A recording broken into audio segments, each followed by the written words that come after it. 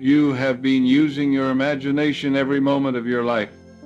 This faculty within you has never been idle, never been silent. Even now, as I speak to you, your imagination is at work, painting pictures upon the screen of your mind, creating impressions that sink deep into the feeling nature of your being. But here is what most have never understood. Your imagination is not a plaything. It is not mere fantasy or idle dreaming.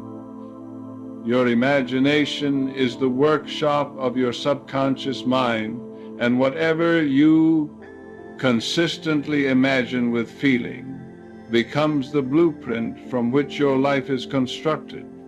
The question I bring before you today is this: what have you been imagining?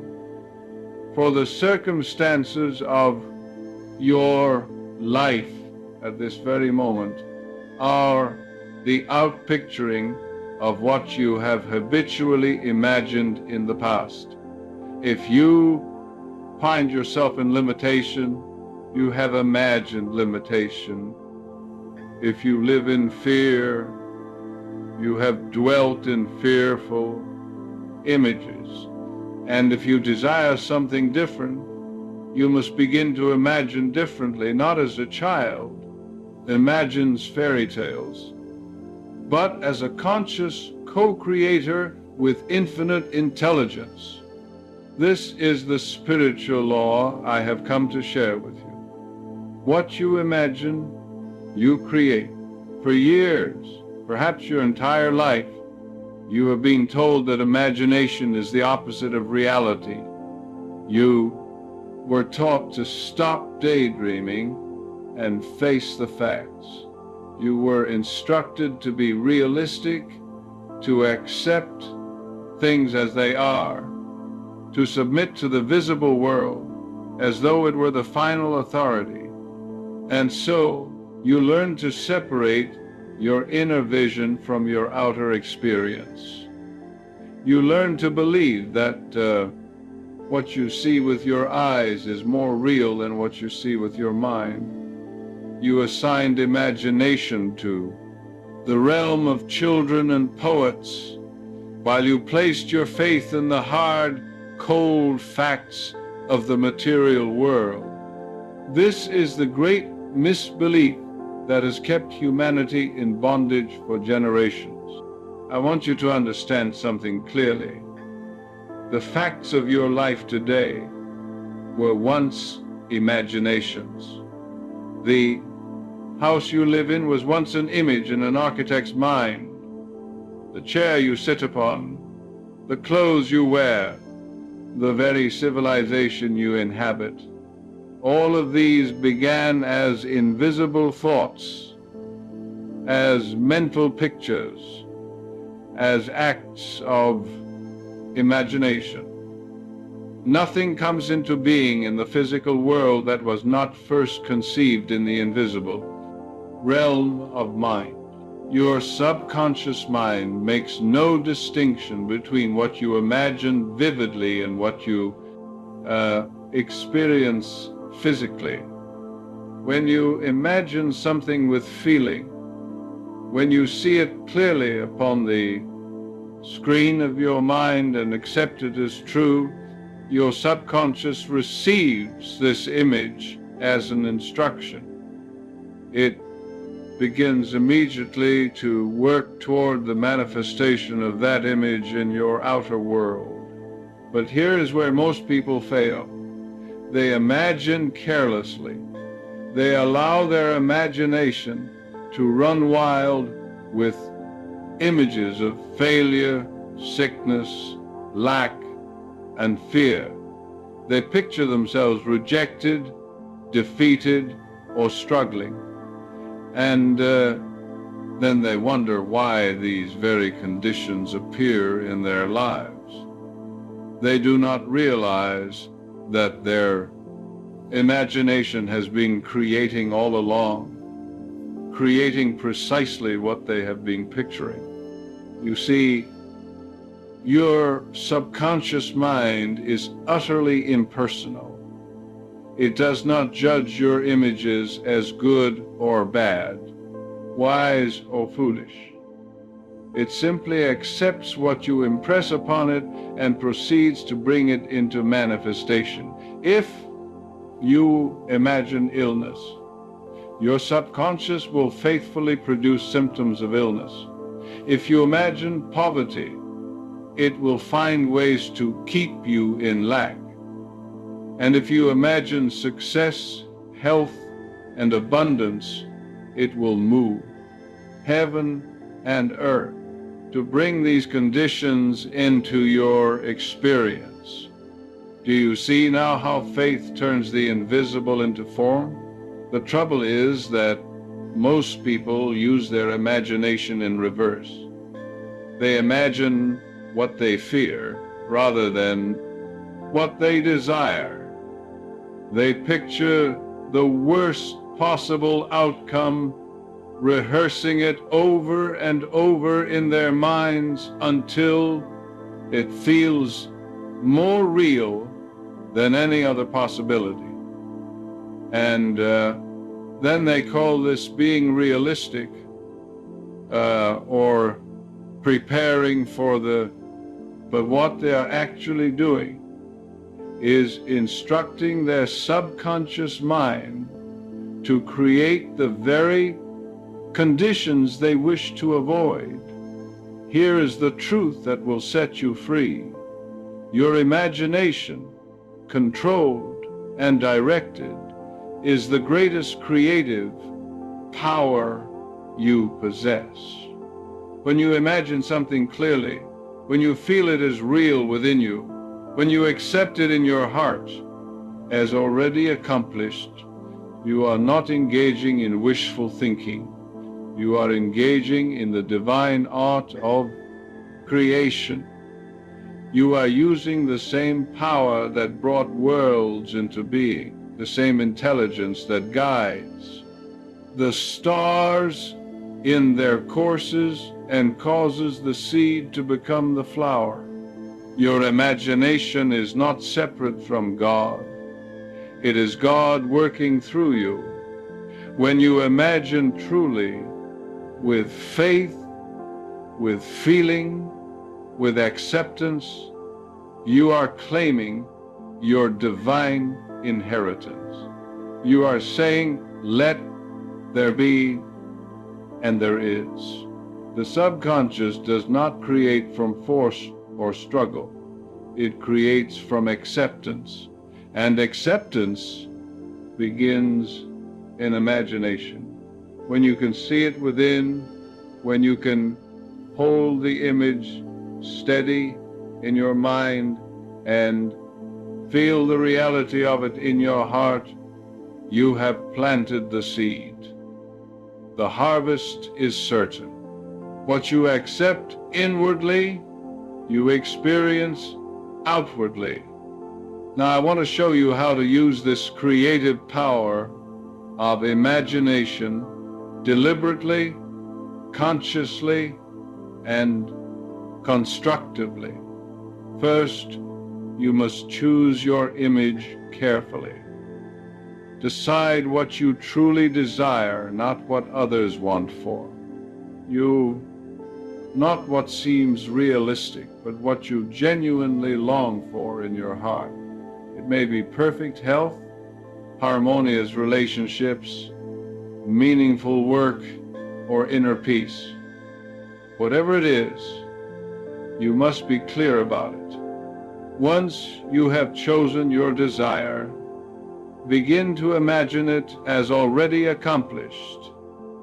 Do not imagine yourself struggling toward it or hoping for it someday. Imagine it as present, as real, as yours right now.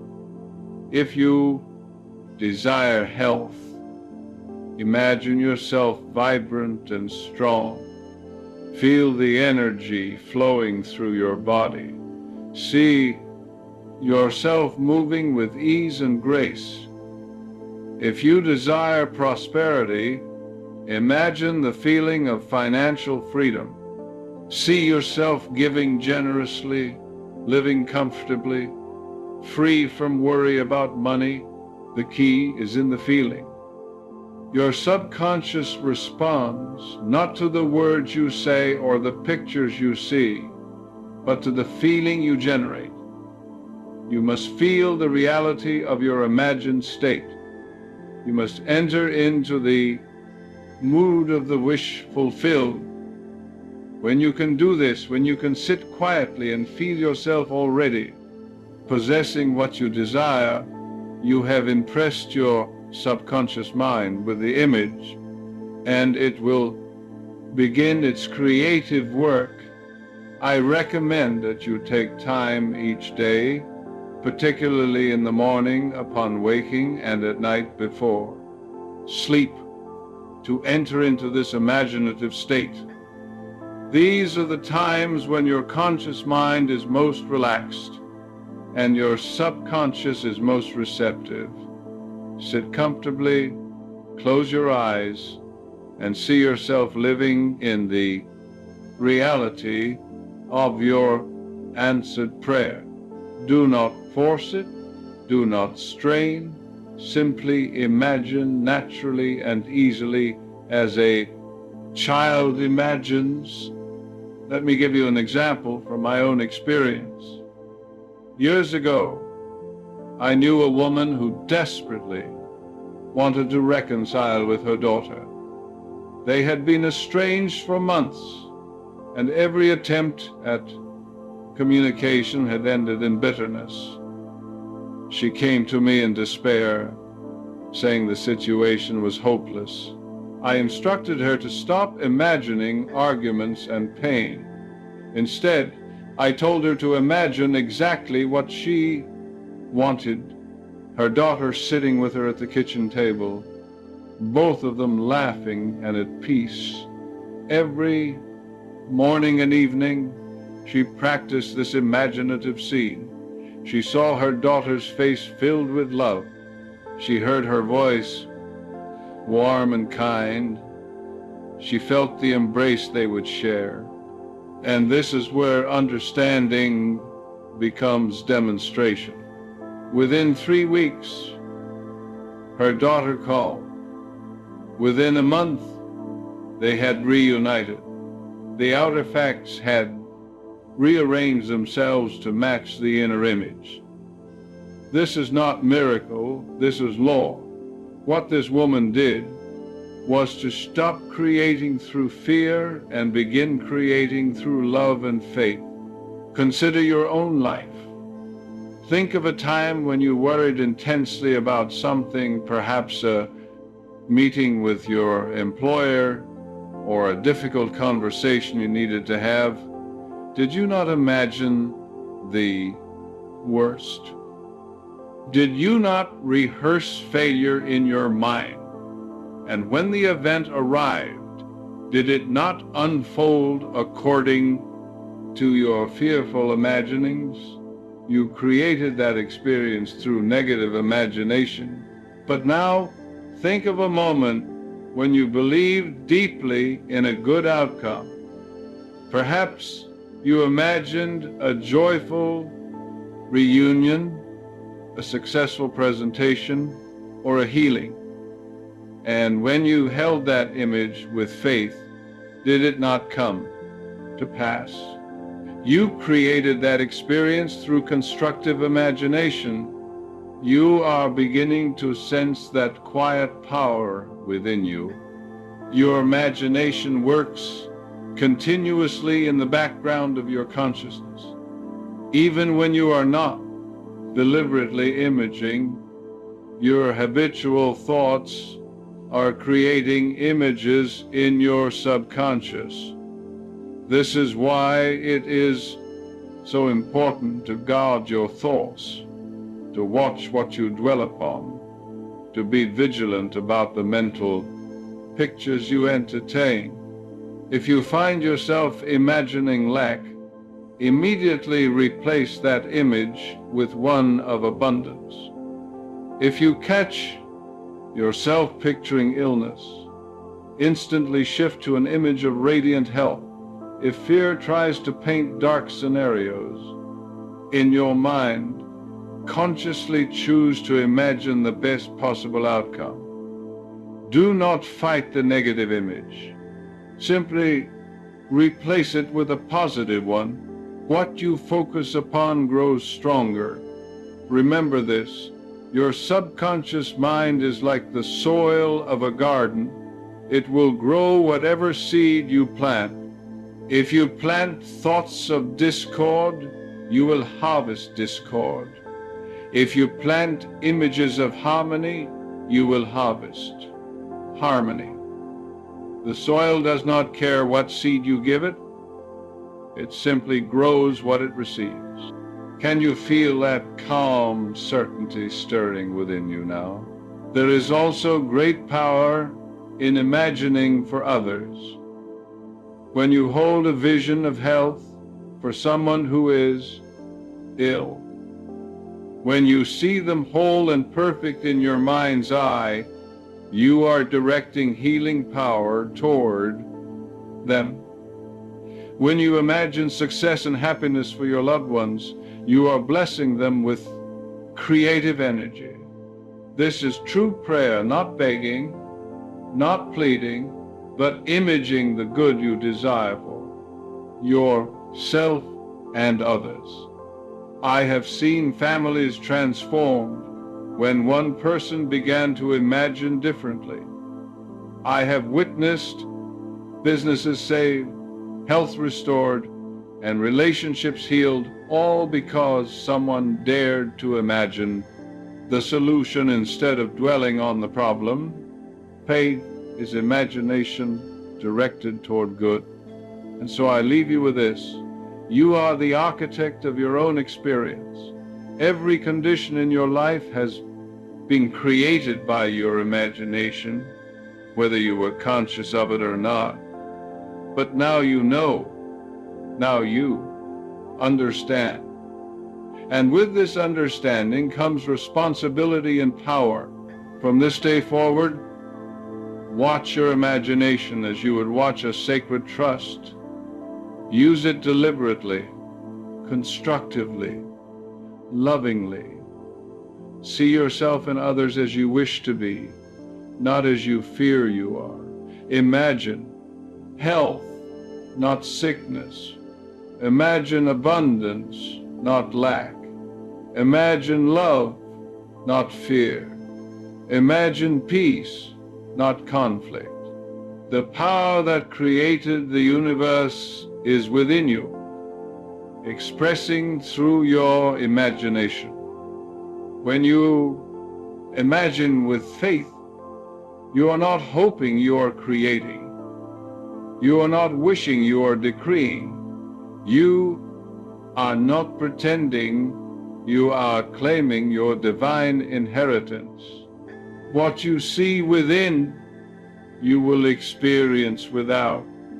What you imagine in the silence of your heart, the world will reflect back to you. This is law.